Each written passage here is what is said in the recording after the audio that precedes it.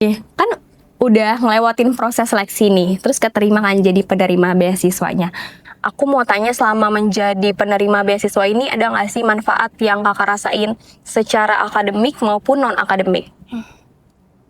Pertama kali itu awalnya aku lagi scroll media sosial kan, nah itu muncul tuh di FYP Instagram Oke. Yayasan Beasiswa Jakarta. Terus aku kepoin dulu tuh di website resminya, nah ternyata bener kan. Oh, setiap semester ganjil per tahun berarti? Iya, per tahun. Oh gitu. Untuk nominalnya boleh nggak sih nih dikasih tahu ke? Iya.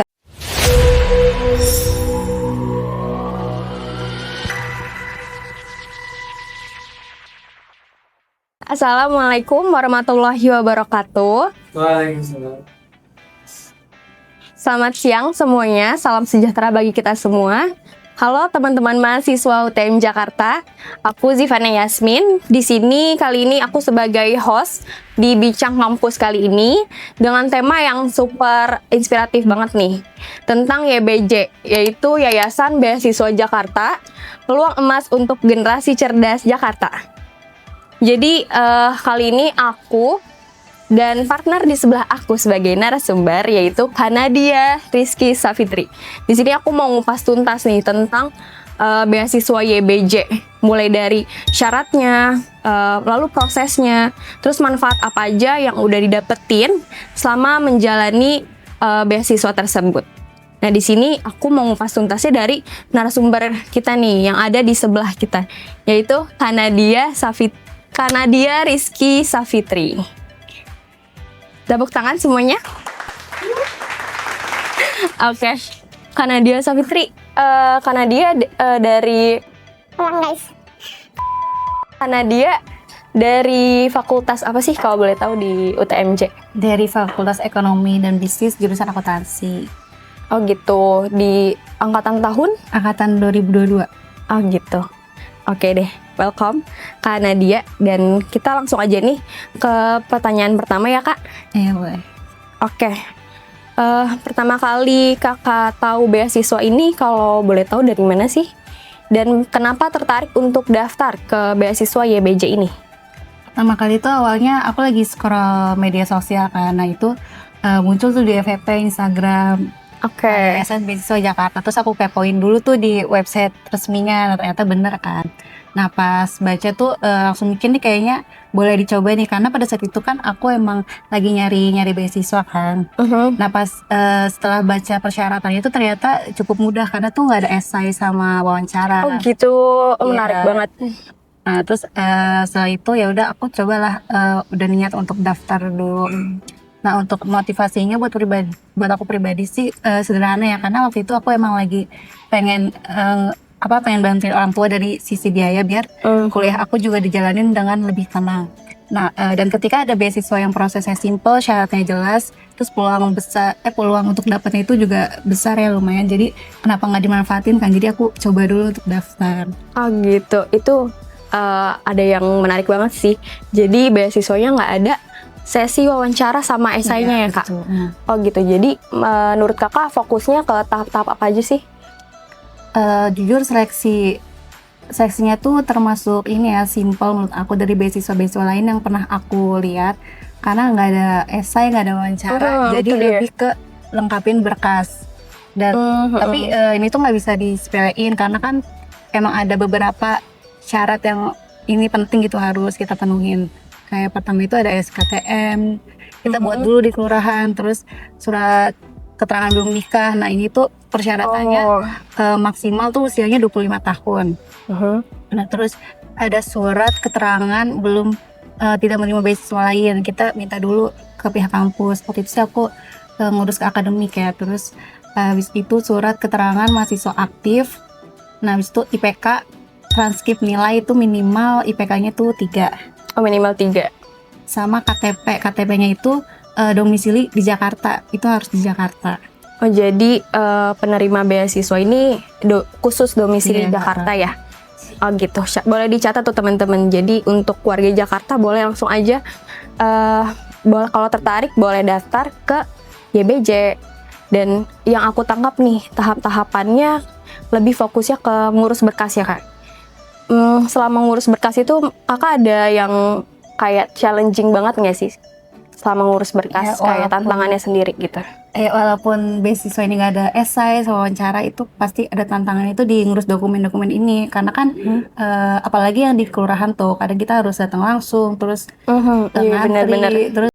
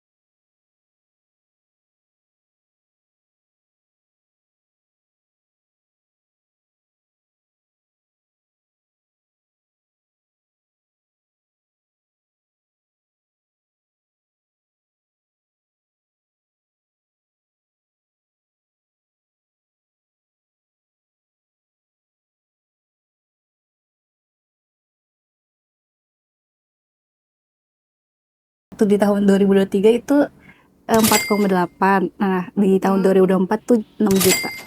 Oh, berarti naik ya? Iya. Dari 4,8 ke 6 juta.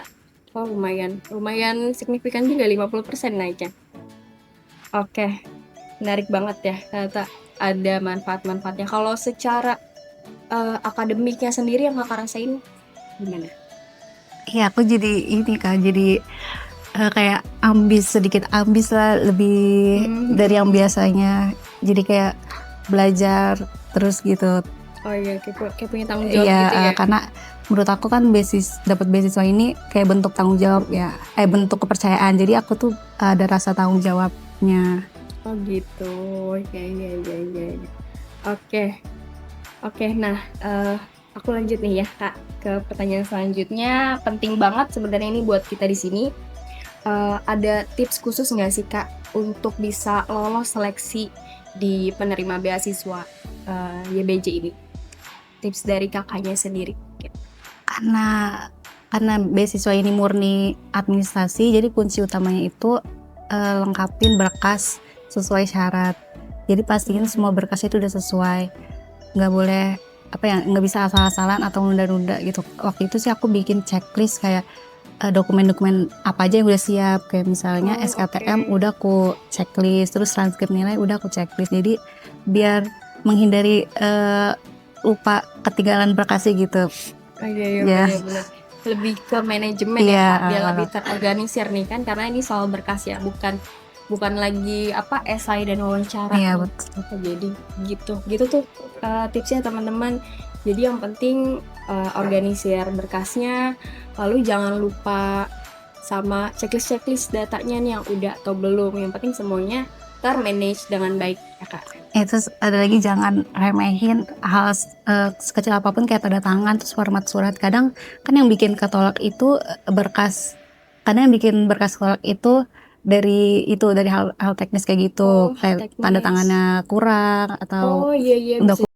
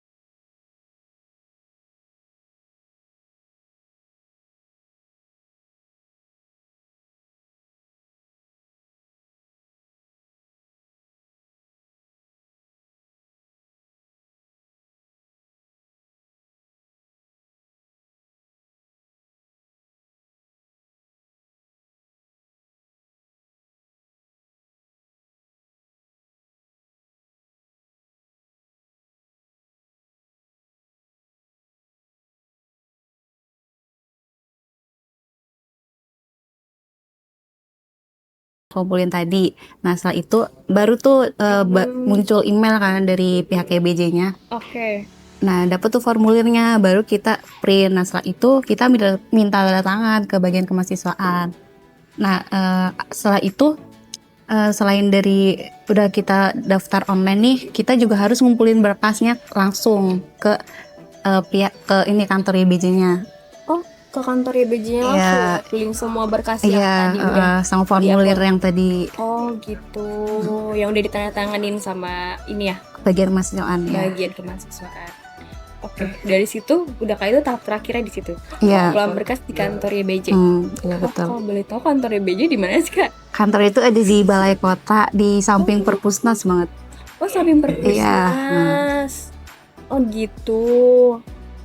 Oh, dekat perpusnas berarti. Iya betul. Tapi nih aku kepo, jadi kita ngumpulin secara soft copy-nya, tapi juga ngumpulin Iya. secara hard copy-nya. Iya, kalau misalnya kita cuma daftar di online doang tuh nggak bisa sih, kayak kita harus sama ini hard copy-nya juga ngumpulin ke sana karena dicek lagi di sana pas udah sampai sana. Oh iya, betul. Tapi kalau ngumpulin secara soft copy-nya itu kita ngeprint dulu baru di scan Iya di secara scan. manual atau langsung ngisi aja gitu diketik. Enggak, di scan. Oh gitu. Oh, di print dulu baru kakak scan Iya, baru kakak kumpulin. iya betul. Oh gitu. Jadi lumayan rumit juga ya. Iya. Maksudnya walaupun nggak ada sesi esai dan wawancara, lumayan rumitnya di situ, di tahap berkas ya malahan Kak. Oh gitu, ya.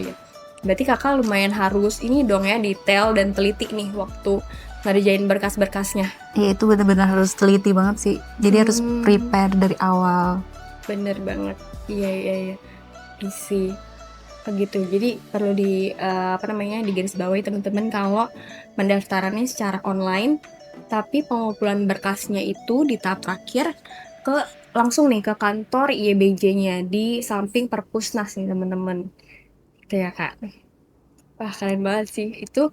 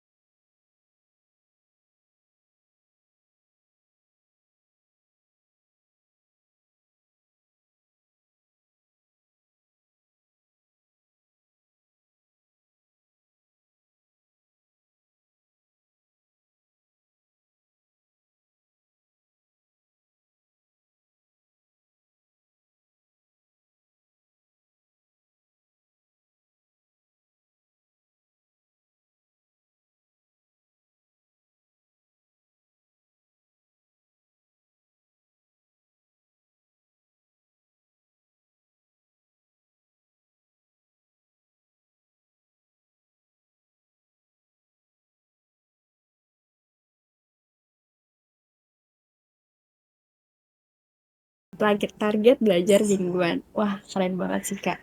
Jadi yang aku highlight di sini Kakak harus manajemen waktunya tuh ada banget ya untuk belajar ulang, untuk Kakak ngecek nih deadline gimana. Oh, jadi Kakak caranya gitu dengan tadi belajar mingguan ya, dengan ngulang belajar, dengan Kakak cek deadline-nya udah atau belum.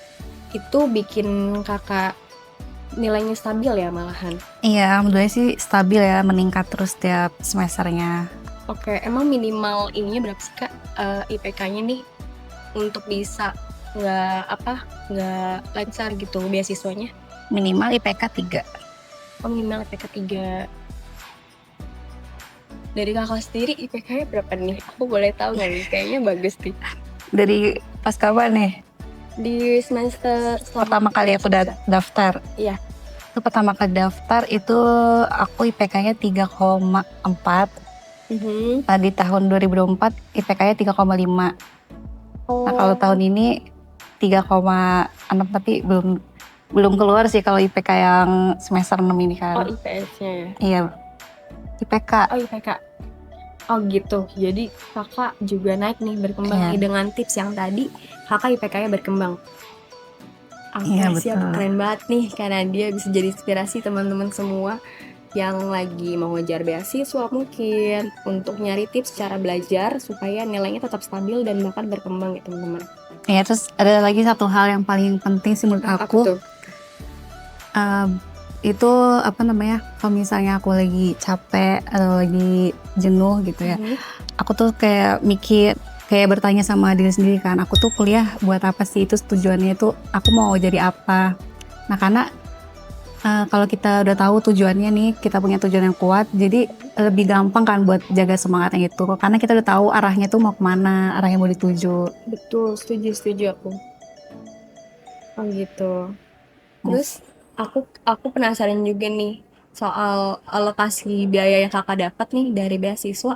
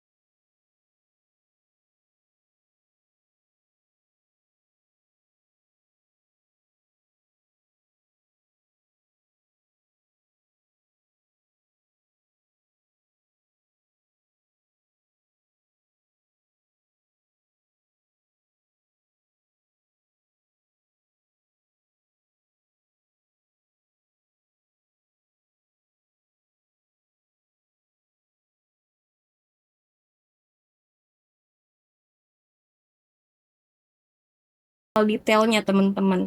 Contohnya kayak ngurus-ngurus berkas tadi, itu perlu ke manajemen waktu yang terorganisir dan juga concern pada detail supaya kita nggak keteteran. Lalu juga jangan nunda-nunda waktu supaya kita nggak dapat resiko untuk nggak lolos nih. Itu berlaku di semua beasiswa ya teman-teman, termasuk salah satunya di beasiswa YBJ ini gitu.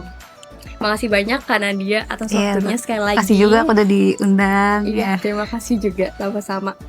Dan kita akhiri aja sesi kita kali ini di Bincang Kampus. Saya sebagai host Divana Yasmin pamit undur diri.